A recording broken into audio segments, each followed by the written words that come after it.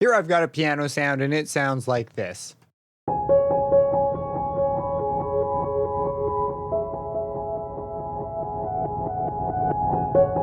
Now I'm going to use Blue Cat's ReHead to move this sound around in space. For this effect to work though, at least properly, you need to have headphones on. It's meant to be used with headphones. It's not meant to be used with speakers, or if you're listening over a phone, it's not going to work because it is a stereo effect. So I'm going to go ahead and turn it on. And first, I'll start by just narrowing the width a little. But you can also move the sound from in front of you to behind you.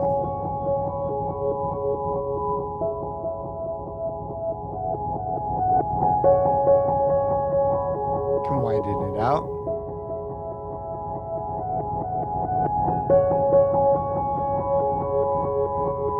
This ability is not actually what this plugin is meant to do.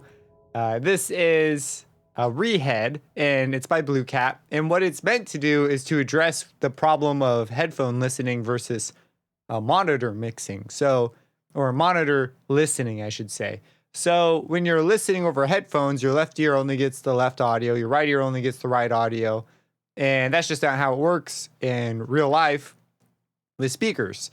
With speakers, your left ear gets the left and the right audio. And the same goes for the right. The sound will bend around your head to get to the other ear.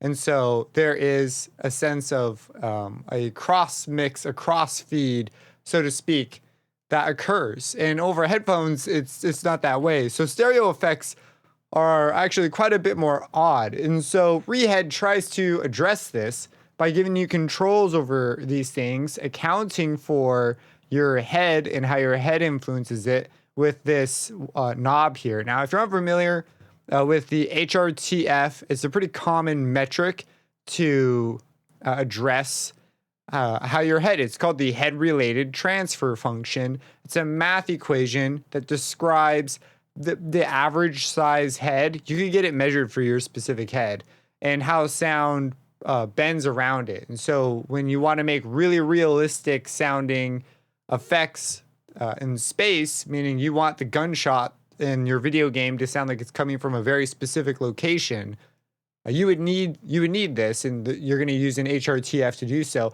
I'm not sure if that's what they're using under the hood, but I strongly suspect that it's something along those lines, and this just allows you to mix it in or out.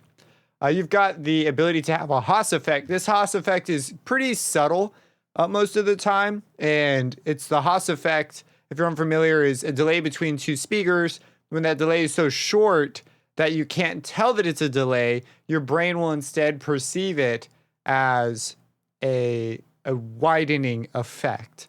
And so this affects that. Transient heavy material, it's typically more apparent. They'll sound a little bit blurrier. It's not as defined. So here I have it, and you can control how big the head it has to bend around is, because right, that's where the delay is coming from, it having to cross around your head. That's why you can't go like absolutely crazy with this Haas effect. But if we play it, I'll have it down at 0% first.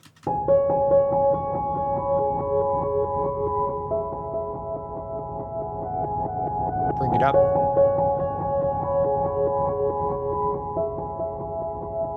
So it's a real subtle thing most of the time. I find often it doesn't do too much in the way, it might blur some things. And so for that reason, I'll typically have it on a lower side. But I am increasingly grabbing ReHead as a stereo tool when I expect listeners to primarily be using headphones.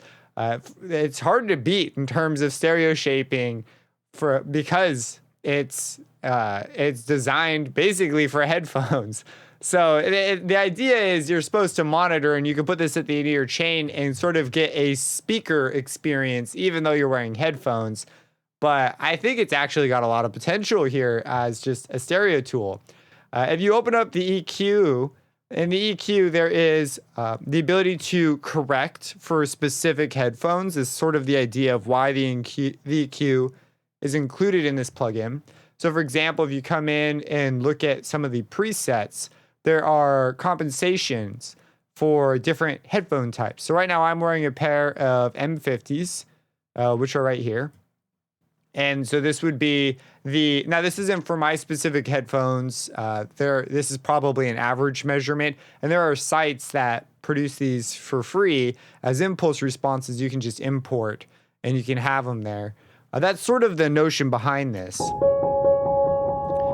But I'm not going to be using this. Instead, I like to use it as the ability to move things around in space. So what we're going to do is we're going to grab these controls here. I am going to open up the parameter list, move what I want, and we're going to go ahead and automate that, and we're going to automate this. And it's put them in sort of strange places. Let's go ahead and insert.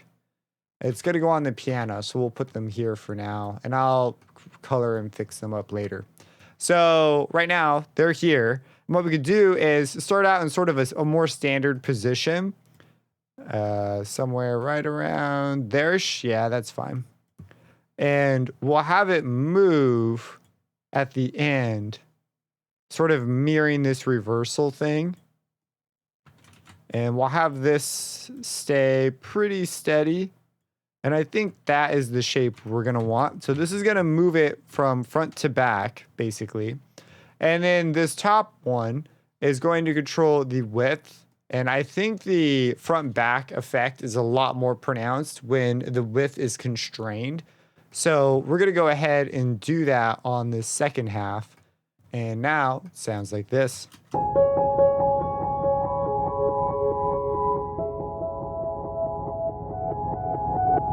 Super different stereo image. The movement of this is kind of a lot, and it's spending more time over here, which is fine. I think we want it more like this.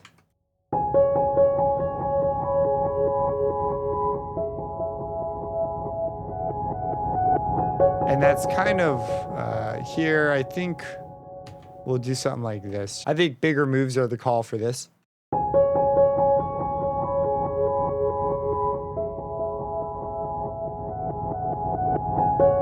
That's pretty cool. That is a cool way to vary up the image. So these are the two things I like to touch. There's a lot of other small features in here that allow you to really change things around because it was made kind of for a different intention. But I find myself increasingly enjoying doing things like this.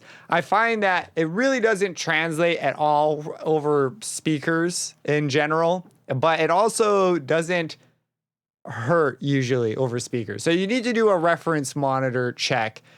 Make sure that these moves translate over speakers the way you want them to, especially if you have the Haas effect up, because this introduces timing differences, which can cause phase-related problems. But a really cool way to use ReHead. What would you use it on? Have you used it for other purposes, or do you enjoy it for sort of its intended purpose? Let me know down below. Subscribe and hit that bell icon for future videos, and have a blessed day.